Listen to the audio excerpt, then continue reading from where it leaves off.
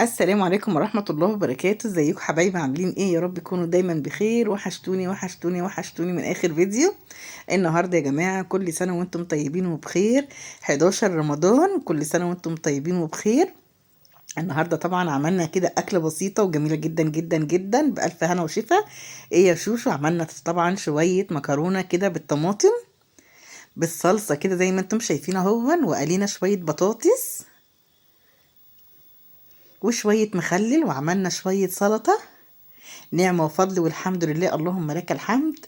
وكان طبعا كده عندي نص كيلو كبدة، عملتها كده في تشويحة بصل.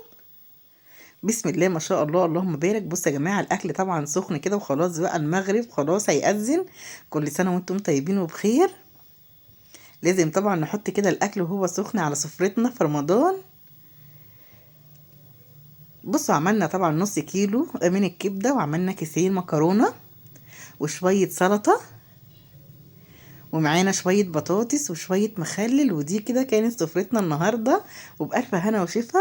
واكتبوا لي في الكومنتات فطرتوا ايه النهاردة، وكل سنة وانتم طيبين وبخير. السنة الجاية يا رب نكون زايدين مش ناقصين، اللهم امين يا رب.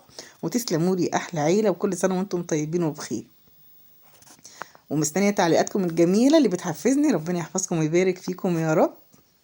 ودي سفرتنا النهاردة، ورمضان كريم.